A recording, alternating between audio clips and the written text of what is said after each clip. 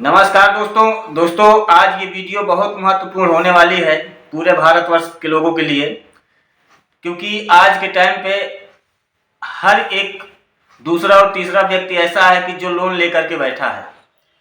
तो दोस्तों इस वीडियो में आप लोगों को बताऊंगा कि आप लोग अगर लोन लिए हुए हैं, लोन तो कई प्रकार के होते हैं दोस्तों, बैंक से मिलते हैं, गाड़ी के लिए मिलता है, हाउस के लिए मिलता है, हेल्थ के लिए मिलता है, शिक्षा के लिए मिलता है, कई प्रकार के लोन मिलते हैं। मगर जो एक लोन आप लोग लेते हैं ऐप के द्वारा, गूगल पे में जा करके ऐप लोड करते हैं, बहुत से ऐसे ऐप वाले हैं कि जो लोन देते हैं आपके आधार कार्ड और पैन कार्ड को देख करके, उसका जो सिविल स्कोर होता है उसे देख करके आप लोगों को लोन मिलता है। उसकी कुछ क्राइटेरिया होती है, उसको भरना पड़ता है। जो लोग लिए हुए हैं उनको खूब अच्छी तरह से मालूम है, और वो ज़्यादा पैसा भी आपको नहीं देते हैं, बमुश्किल 10,000, 8,000, 15,000, 20,000, जो इतना 20-22,000 रुपये जो मिल जाए आपको वही देते हैं। और अगर आप लोग ले लिए हैं लोन और उसे चुका नहीं पा रहे हैं, क्योंकि 20,000 रुपये कोई मान्यता नहीं रखता, 20,000 आपको मिल गए, आप पता नहीं कितने बड़े मुसीबत में पड़े हुए हैं और आपको अगले महीने से ही पे करना है, तो वो आपको पे करने के लिए बहुत ज़्यादा टार्चर हो रहा है। तो उस विषय में ये वीडियो में बताऊंगा कि अगर आप लोन नहीं पे कर पा रहे हैं तो उसमें आपके ऊपर क्या कंडीशन हो सकती है, आपके ऊपर क्या क्या दिक्कतें आ सकती हैं, आएगी या नहीं आएगी, अगर आएगी तो किस प्रकार से आएगी, वो पूरा डिटेल आप लोगों को दोस्तों इस वीडियो में मिलेगी। तो दोस्तों उससे पहले अगर आप लोग मेरे चैनल में नए हैं तो कृपया मेरे चैनल को सब्सक्राइब करके बेल आइकन को हिट कर दीजिएगा, जिससे मेरे वीडियो का पहला नोटिफिकेशन आप लोगों तक पहुंच सकेगा। क्योंकि मैं ऐसे ही यूजफुल वीडियो बनाता रहता हूं कि जो आप लोगों के काम में आ सके। क्योंकि मैं जो वीडियो बना रहा हूं, मेरा एक मित्र है, वो मुझसे शेयर करने लगा, मैं बैठा था, मुझसे शेयर करने लगा कि मैं एक ऐप के जरिए लोन ले रखा हूं और मैं उसे भर नहीं पा रहा हूं। तो उसने पूरी कंडीशन बताया कि मैं एक प्ले स्टोर के जरिए जा करके लोन ले लिया।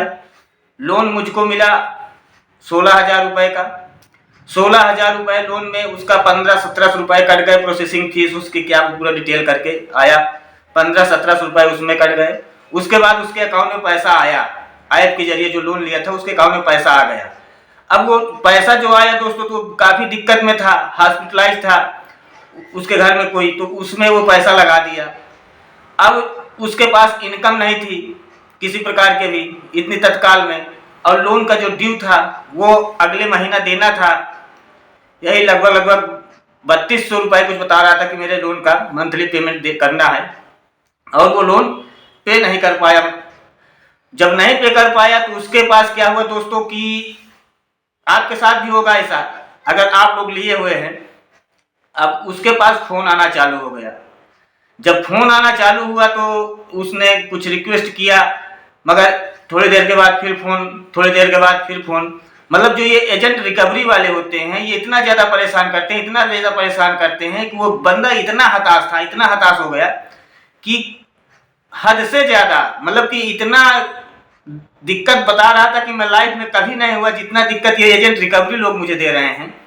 तो उस पे दोस्तों अगर आप भी लोन लिए हैं तो आपके साथ भी ऐसा होगा। पर अगर आप लोन नहीं दे पा रहे हैं तो अब उस कंडीशन में आपके साथ क्या होगा, वो मुझसे पूछ रहा कि अब मैं क्या करूं। तो मैंने उसको बताया कि देख भाई, घबराने की कोई बात नहीं है। लोन लिए हो, आपके पास फ़ोन आ रहा है, आप उनसे बताइए, अपनी प्रॉब्लम बताइए कि हमारे साथ ये प्रॉब्लम है, अभी हम आपका लोन नहीं दे पा रहे हैं, हमको डेट ऑफ टाइम दीजिए। तो बताया कि नहीं, मैं ऐसा बहुत रिक्वेस्ट किया, वो लोग कुछ मानने को राजी नहीं हैं। तो वो लोग क्या करते हैं दोस्तों कि आपके आधार कार्ड, पैन कार्ड के जरिए लोन तो आपको दे देते हैं, उसके बाद वो आपकी डिटेल ले लेते हैं, पैन कार्ड, आधार कार्ड, फोटो जितना वेरिफिकेशन आपके साथ करते हैं, ई-केवाईसी जो होती है ऑनलाइन, वो पूरा ले लेते हैं। उसके बाद आपने देखा होगा कि उसमें नंबर, दो एक नंबर भी मांगते हैं कि अगर इमरजेंसी में आप कभी अगर नहीं कर पाए, नहीं लोन दे पाए, तो वो उनके पास फ़ोन करेंगे। अगर आप नहीं फ़ोन उठा रहे हैं तो आपके जरिए छोड़ करके वो उनके पास फ़ोन करेंगे, उनको फ़ोन उठाएंगे, और आपके पास फ़ोन करेंगे तो पहले तो नॉर्मलता से बात करेंगे, फिर अभद्रता में पेश आने लगेंगे। पर इसमें एक कंडीशन है दोस्तों, आपके दरवाजे में पुलिस नहीं आएगी।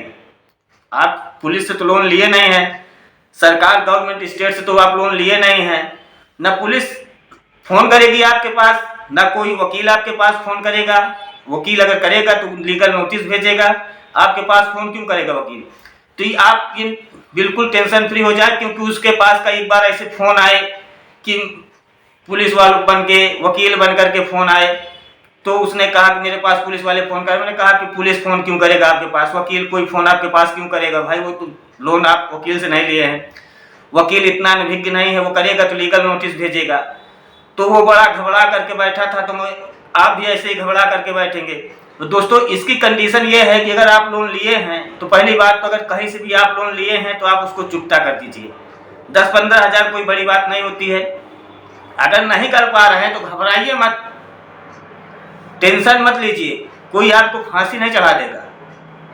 आप लोन ही लिए हैं, सामने खड़े हैं, आपके पास फ़ोन आता है तो फ़ोन में उनसे बात करिए। अगर ज़्यादा भद्रता से बात करते हैं तो उनका फ़ोन रिसीव मत करिए, मगर वो अलग अलग नंबर से फ़ोन करते रहेंगे आपके पास।